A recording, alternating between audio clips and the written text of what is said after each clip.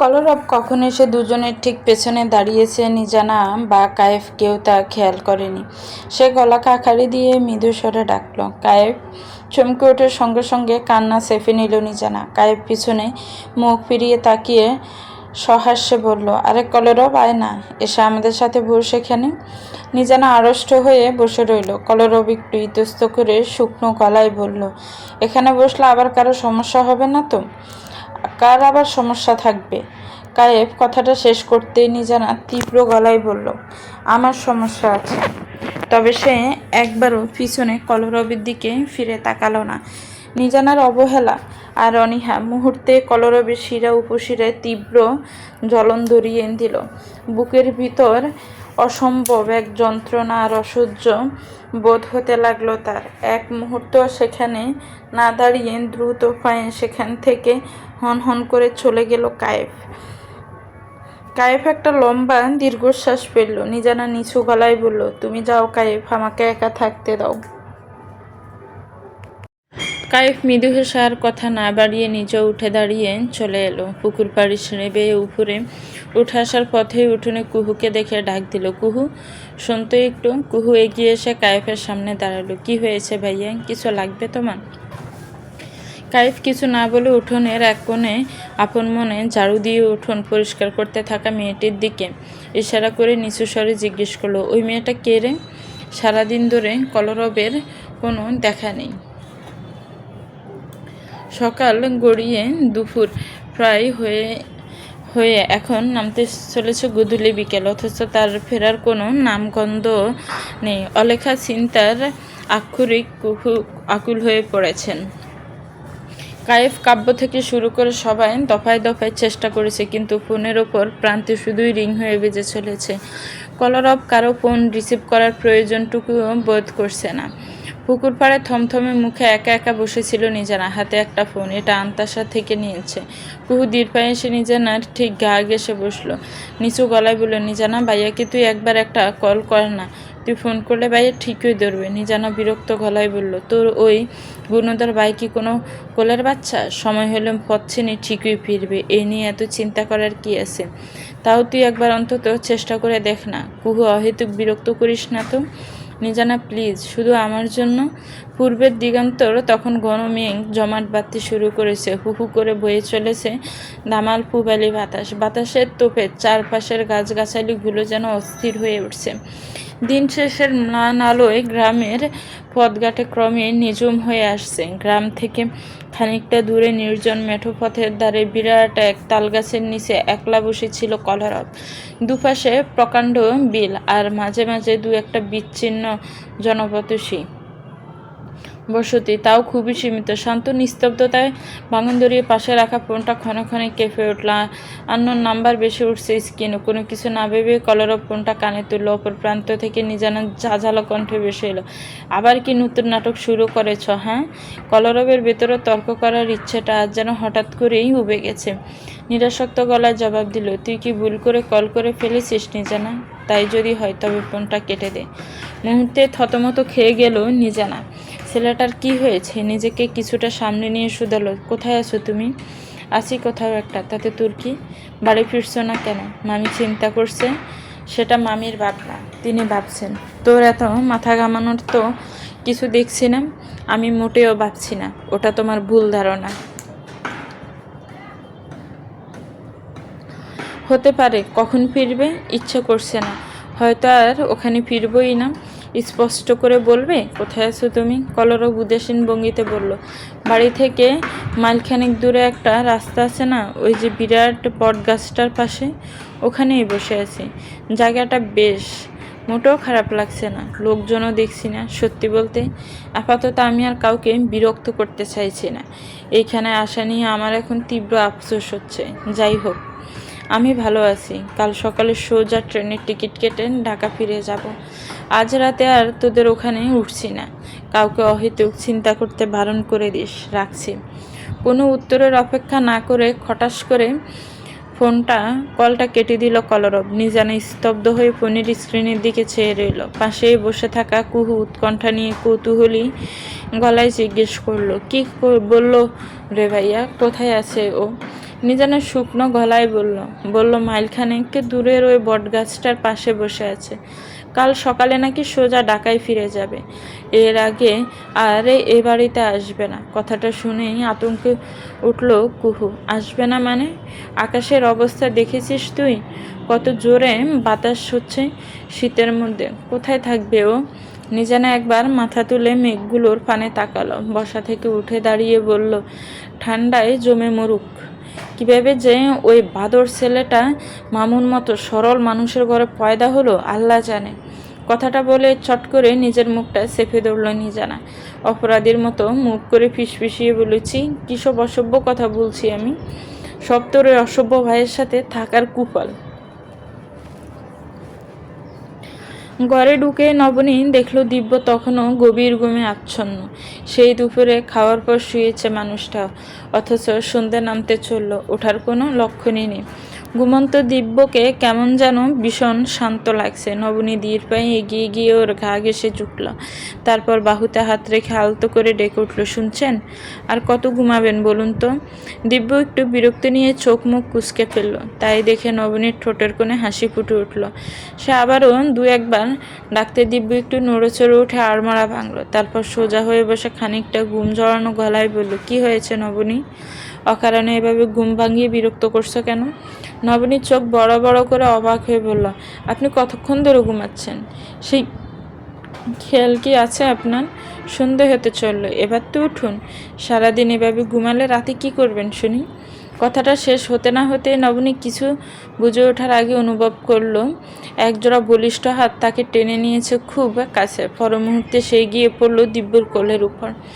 দিব্য ওকে বুকে জড়িয়ে ধরে কানে কানে বলল, রাতে রাতে তোমাকে জাগিয়ে রাখবো। দিব্যর উষ্ণ শ্বাসের ছোঁয়ায় নবনীর সর্বাঙ্গ শিরশির করে উঠল। নিজেকে ছাড়ানোর হালকা চেষ্টা করে বলল, পাগল হয়ে গেছেন নাকি আপনি? খেয়াল আছে আমরা কিন্তু নিজেদের বাড়িতে নেই। তাতে কি? ঘরে যে কেউ চলে আসতে পারে তো। ছাড়ুন বলছি। দিব্য গম্ভীর গলায় বলল, ইদানিং দেখছি তোমার বেশ সাহস বেড়েছে। আমাকে দমকাচ্ছ?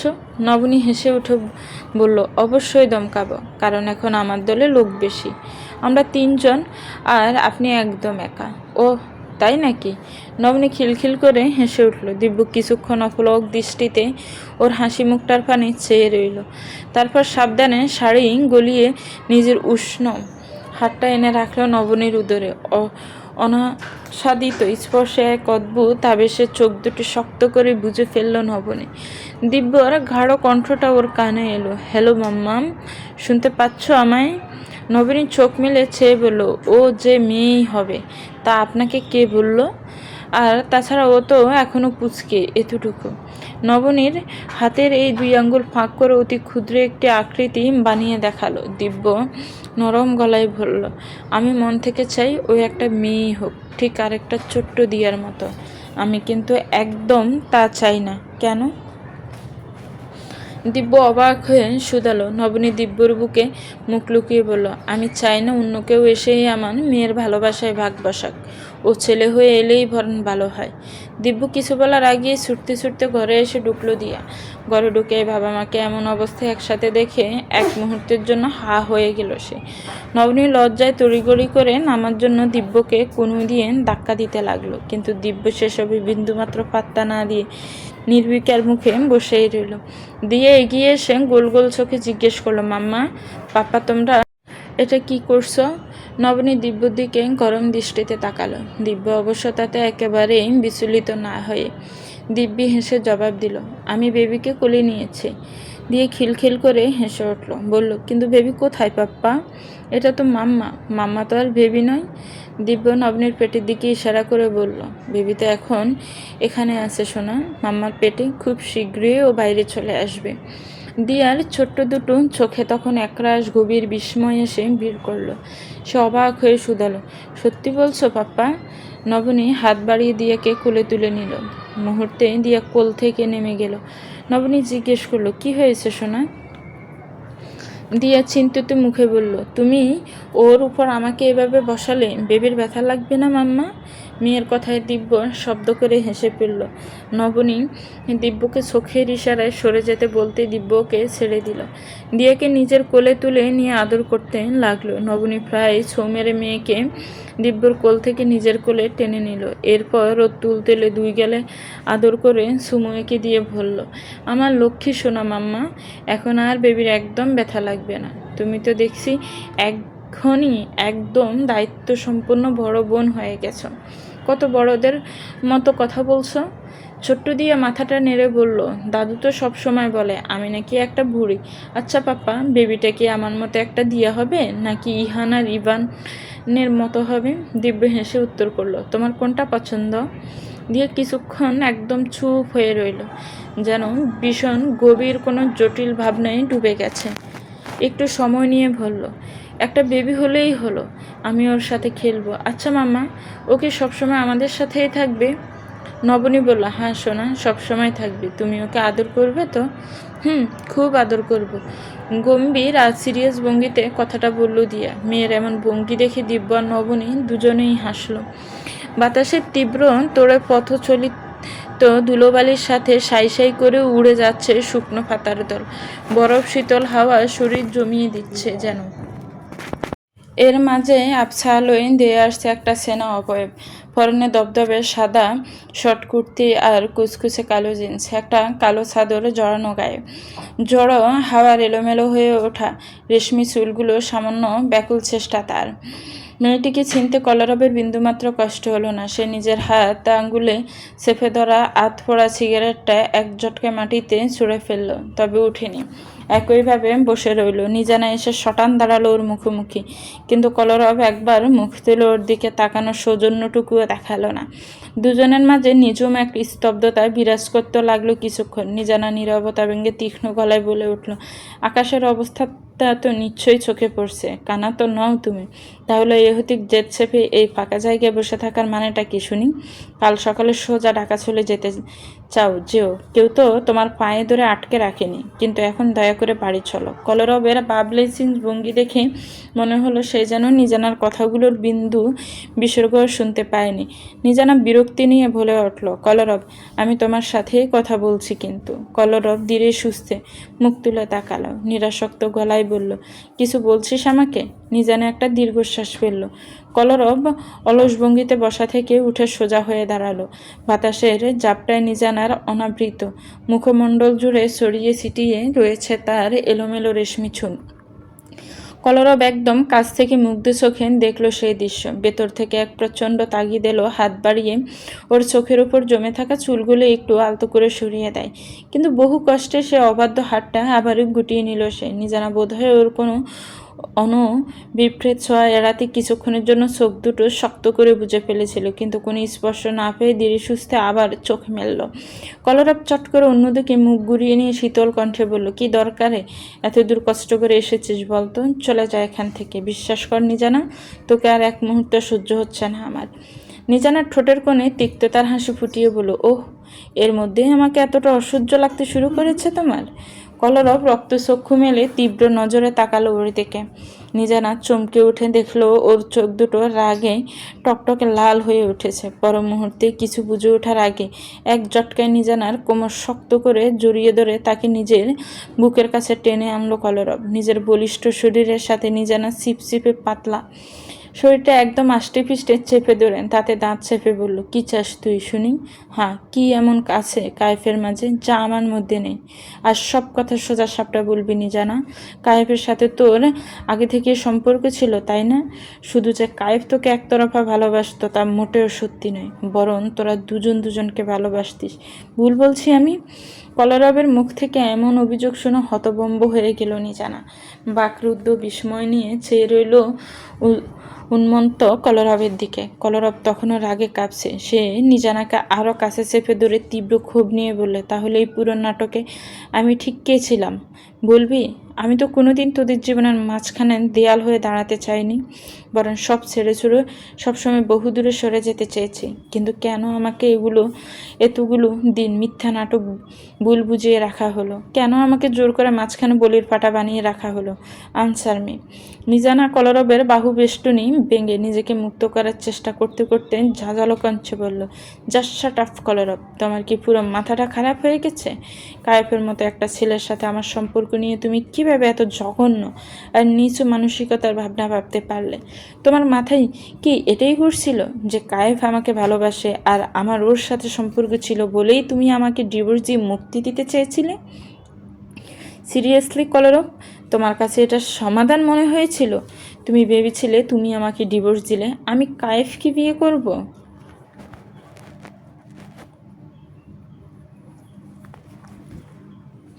কলরব দীর্ঘশ্বাস ছেড়ে বলল, তাহলে কিসের এত জেদ তোর? বলবি কেন কিছুতেই আমার কাছে ফিরে আসতে চাইছিস না? হ্যাঁ, স্বীকার করছি আমি একটা মারাত্মক ভুল করে ফেলেছিলাম। তার জন্য কতবার ক্ষমা চেয়েছি বল? গত কয়েকটা দিন ধরে পাগলের মতো তোর পেছনে পেছনে ঘুরছি, অনুশোচনায় চলছি। এটাও কি তোর কাছে খুব কম মনে হচ্ছে? কারণ যখন আমি সমস্ত কিছুর বিনিময়ে তোমার কাছে থাকতে চেয়েছিলাম, তখন তুমি আমাকে রাখোনি। আমি তোমাকে আকুল হয়ে বলেছিলাম, কলরব তুমি আমাকে এভাবে ছেড়ে দিও না, আমি সত্যিই মরে যাব। কিন্তু তুমি আমাকে মরার জন্য ছেড়ে দিলে, আমাকে তিল তিল করে শেষ হয়ে যাওয়ার জন্য একা ছেড়ে দিয়েছিলে। কতটা তীব্র যন্ত্রণায় দিনের পর দিন আমি আড়ালি পুড়ে ছাই হয়েছি, তুমি তার খবর রাখো? তোমার কি মনে হয় বিয়েটা একটা ছেলে খেলা, যখন ইচ্ছে হবে খেলবো, আর ভালো না লাগলে সবটা গুড়িয়ে ভেঙে দিয়ে নতুন করে শুরু করবে? কলরব অধৈর্য হয়ে বলল, I am so sorry please, শুধু তুই একবার বল, তুই আমাকে ভালোবাসিস তো? ভালোবাসিস না বল? বাতাসে দাপট হঠাৎ করেই যেন অনেকটাই শান্ত হয়ে এসেছে, কিন্তু ঠান্ডা তীব্র হয়েছে। ওদের অজান্তে চারপাশে কখন যে কালচে অন্ধকার ঘন হয়ে নেমেছে তা টেরই পায়নি কেউ। শীতকাল হওয়ায় অন্ধকারের সাথে মিশেছে কুয়াশা। গ্রামের চারপাশ থেকে অচেনা সব রাতের প্রাণীর অদ্ভুত ডাক কানে আসছে। নিজানা নীরব রইল। এই অন্ধকারে নিস্তব্ধ পরিবেশটা কেমন যেন গা ছমছম করে উঠল ওর। কলরবের শক্ত বাঁধন থেকে নিজেকে ছাড়িয়ে নেওয়ার জন্য চটপট করতে লাগলো। ঠিক তখনই কলরবের পেছন থেকে একটা কড়া পুরুষালী কণ্ঠ ভেসে এলো, এই তোমরা কেডা? হ্যাঁ, এত রাইতে এইখানে দাঁড়িয়ে কি করতেছ? হ্যাঁ? নিজানাকে ছেড়ে দিয়ে কলরব চট করে পেছনে ঘুরে তাকালো। আবসা আলোয় দেখা গেল 4-5 জন লোক কৌতূহলী হয়ে দাঁড়িয়ে আছে। একজনের হাতে বেশ বড় একটা টর্চ লাইট ছিল। সে মুহূর্তে তীব্র আলোটা ওদের একদম চোখের উপর জেলে ধরল। লোকগুলোর মাঝখানে থেকে মাথায় টুপি আর গায়ে পাঞ্জাবি পরা বয়স্ক একজন হুজুর গোছের লোক পুনরায় গম্ভীর কণ্ঠে জিজ্ঞেস করলো, কেটা তোমরা? আর এই রাইতের বেলায় এই শুনশান জায়গায় দুইজন কি করতেছ? কলরব নিজেকে স্বাভাবিক রেখে শান্ত গলায় বলল, আমরা এই গ্রামে আত্মীয়র বাড়িতে বেড়াতে এসেছি, এখানে আমার দাদু বাড়ি। লোকটা চোখ কুচকে সামান্য ভেবে বলল, হেডা তো বুঝলাম, কিন্তু এত রাইতে কি এই বিলের ধারে তোমরা দুইজন কি করতেছিলা শুনি? কলরব আগের মতোই স্বাভাবিক গলায় জবাব দিল, বিশেষ কিছু না, এমনি।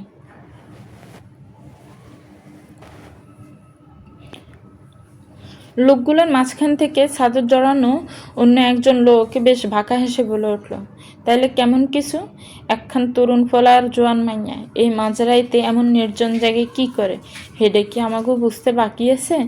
তার উপরে আইবার সময় তো তোমাকেও বেশ আপত্তিকর অবস্থাতেই দেখলাম। এই মাইয়া কত, এই ফোলাটা তোমার কি হয়? নিজানার মেজাজ এমনিতেই সপ্তমে ছড়েছিল, তার উপরে অচেনা লোকগুলোর এমন অহেতুক জেরা আর নোংরাঙ্গি তোর একদম সহ্য হলো না। সে বলল, কেউ না, ও আমার কিছুই হয় না। কথাটা শোনা মাত্রই লোকগুলো আরও সন্দেহন চোখে দুজনের দিকে তাকাতেই লাগলো। সেই বয়স্ক লোকটা আবার ছড়া গলায় জিজ্ঞেস করলেন, কিছু না হইলে এই এত রাইতে এক পুরুষের লগে এইখানে কি করতে আইছো শুনি? তোমাকে সালসলম কিন্তু মোটেই ভালো ঠেকতেছে না। কলরব পুরো পরিস্থিতির ভয়াবহতা মুহূর্তে আঁচ করতে পারল। মনে মনে নিজানার উপর মারাত্মক ছুটে গেল। কত বড় একটা বোকা মেয়ে! এই বিপদের মুহূর্তে কেউ এমন ফালতু জেদ দেখায়? মেজাজটা চরম খারাপ হলেও সে নিজেকে আপ্রাণ সামলে নিয়ে নরম গলায় বলল, আসলে আপনারা সম্পূর্ণ ভুল ভাবছেন, আমরা দুজন স্বামী স্ত্রী। নিজানা চট করে কথার মাঝেই বলল, মোটেও না, আমরা স্রেফ কাজিন। কলরব ক্ষুদ্র চোখে নিজানার দিকে তাকালো। সত্যি সত্যি ইচ্ছে করছে মেয়েটার গালে ঠাটিয়ে দুটো সর কষিয়ে দিতে।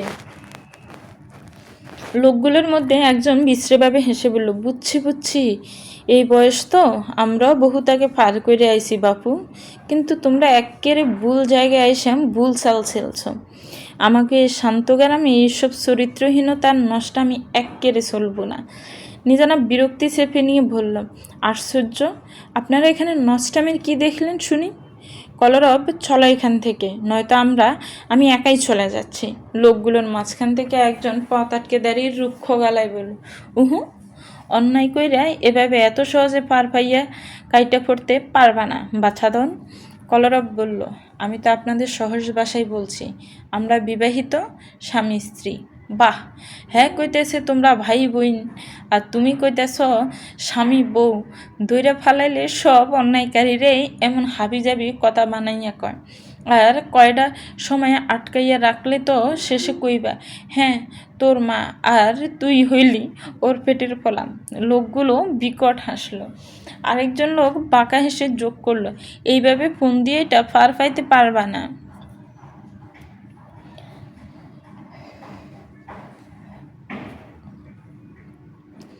কলরব ধৈর্য বজায় রাখার চেষ্টা করে বলল, আপনারা যদি আমাদের কথায় বিশ্বাস না করেন, তবে আমাদের পরিবারের গুরুজনদের খবর দিন, তাইলেই তো সব সত্য জানতে পারবেন। তোমাগো বাড়ির লোকজনও নিশ্চয় তোমাগো মতোই সুবিধাবাদী হইব, তাই বাড়ির লোক ডাকনের আগে আমরা এমন একখান পাক্কা ব্যবস্থা কইরে দিব, যাতে জীবনে আর কোনো দিন বইন বাই কিংবা স্বামী বউ সাজা লইয়া এমন নির্জন জায়গায় আইসার নষ্টামি করতে না হয়। একেবারে ঘরে বইসে সব করতে পারো, চুপচাপ আমাগো লগে চলো। শহরের পোলাপান এমনই হয়, সব করে, বিয়া করতে কইলে ঝামেলা। নিজানে একটু ভয় ফেলে বোধ হয় বলল, আপনারা এসব কি উল্টোপাল্টা বলছেন? কিসের ব্যবস্থার কথা বলছেন? দেখুন, আমি আপনাদের সাথে কোথাও যাব না। ব্যবস্থা কইতে বিশেষ কিছু না, তোমাকে এখনই কাজী ডাইকা চার হাত এক করিয়া বিয়া দিয়া দিব, ব্যাস ঝামেলা খতম। কথাটা শুনে নিজানা যেন আকাশ থেকে পড়লো, আত্মনাদ করে উঠে বলল, কখনোই না, অসম্ভব, আমি জীবনে এই ছেলেটাকে বিয়ে করব না। লোকগুলোর মধ্যে থেকে একজন তড়িগড়ি করে বলে উঠল, কেন, এই মাত্র না তোমার লগেরটাই কইল তোমরা স্বামী বউ, তাইলে অহন বিয়ে করতে এত আপত্তি কেন শুনি?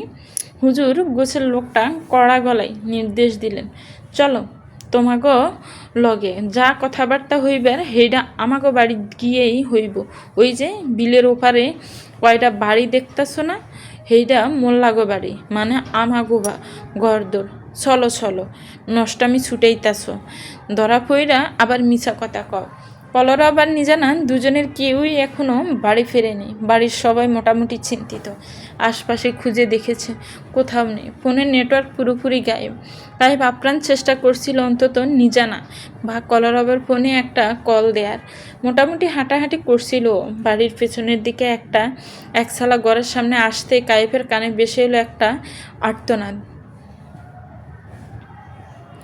আমাকে দয়া করে ছেড়ে দিন, আপনার পায়ে পড়ে আমাকে রেহাই দিন। কণ্ঠটা পরিচিত মনে হলো কায়েফের। থমকে দাঁড়িয়ে পেছনে ফিরে তাকাতেও বুঝলো এটা তো উর্মির ঘর। বুকের ভিতর এক অজানা আশঙ্কায় দক করে উঠল কায়েফের। সে দ্রুত পায়ে ঘরের দরজার দিকে এগিয়ে গেল। ঘরের ভেতরের দৃশ্যটা ছিল শতগুণ ভয়াবহ ও জঘন্য। উর্মির ছিপছিপে শরীরটাকে বিছানায় নিজের বলিষ্ঠ বুকের নিচে হিংস্রভাবে চেপে ধরেছে আশরাফুল। সে কদর্যভাবে ঝুঁকে আছে মেয়েটার অবশ হয়ে আসা দেহের উপর। উর্মির সর্বশক্তি দিয়ে আপ্রাণ চেষ্টা করছে নিজেকে বাঁচানোর। তার ছটফটানিকে নিজের দুই হাতে কাবু করতে করতে আশরাফুল দাঁত বের করে ফিসফিসিয়ে বলল, একদম চুপ, চেঁচামেচি করলে বদনাম তোর হবে। খুব ভার বেড়েছে না তোর, মুখ পুড়ি? শুনলাম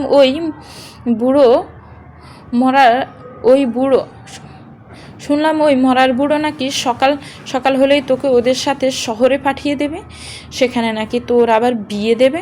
তা এতগুলো বছর তোকে যে এ বাড়িতে অন্য দিয়ে খাইয়ে পরিয়ে রাখলাম, তার পাওনা মেটাবে কে? একটা রাত তো নিজের ইচ্ছেতেই আমাকে দিতে পারিস বল। আশরাফুল ভেবেছিল মেয়েটা ভয়ে ও অপমানে একদম নিস্তব্ধ হয়ে থাকবে, কিন্তু উর্মি যে এভাবে নিজের মরণপণ শক্তিতে চেঁচামেচি শুরু করবে তা সে ভাবেনি। রাগের মাথায় সে এক জটকায় উর্মির গায়ের শাড়িটা শরীর থেকে টেনে আলাদা করে ছুঁড়ে ফেলল। মুহূর্তেই প্রকাশ হয়ে গেল মেয়েটার অরক্ষিত রূপ। যন্ত্রণায় আর আতঙ্কে তীব্র আর্তনাদ করে উঠল উর্মি। নিজের শরীরের সমস্ত শক্তি এক ছটাকে জড়ো করে অনবরত ঠেলে সরানোর চেষ্টা করতে লাগলো সেই পুরুষটাকে।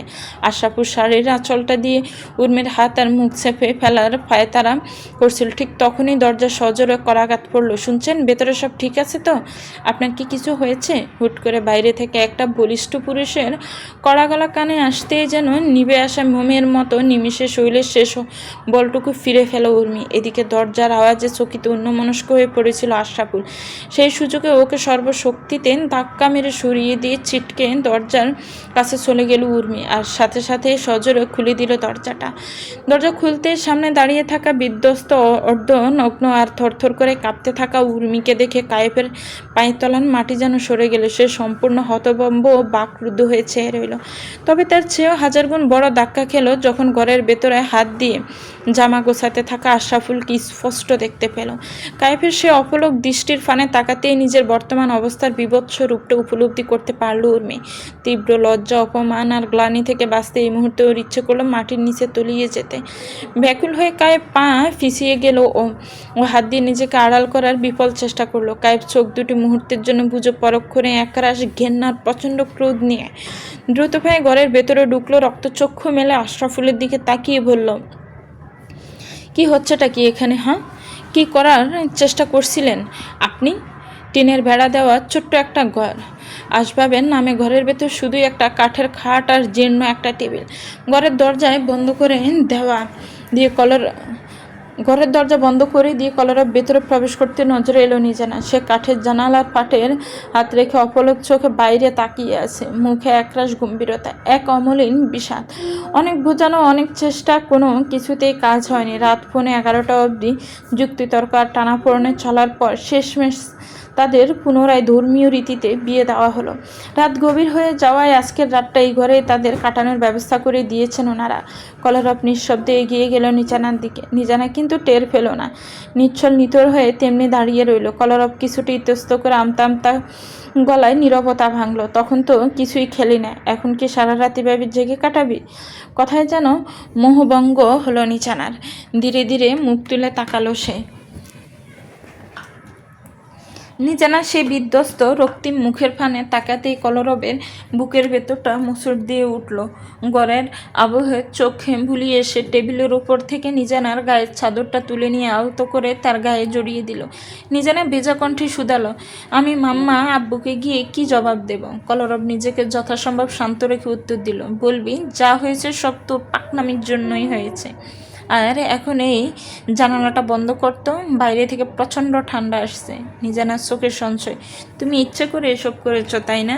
তোমার ফোনে কি আমাদের বিয়ের একটা ছবিও ছিল না? নাকি সত্যি ফোনটা চার্জের অভাবে বন্ধ হয়ে গিয়েছিল? কলরব কিছুটা বিরক্ত হয়ে বলল, দুটোই সত্যি। আর আমি ইচ্ছা করে এসব করতে যাব কেন বলতো?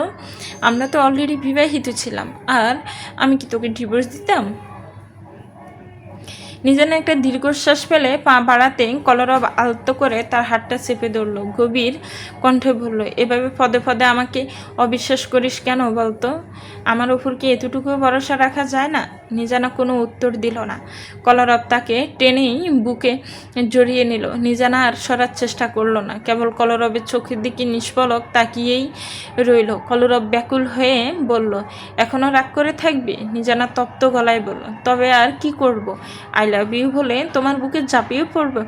ওহ দাঁড়াও, তুমি তো আজও আমাকে ভালোবাসার কথাটা স্পষ্ট করে বলনি। সত্যি কি আমায় ভালোবাসো কলরব, নাকি সবটাই?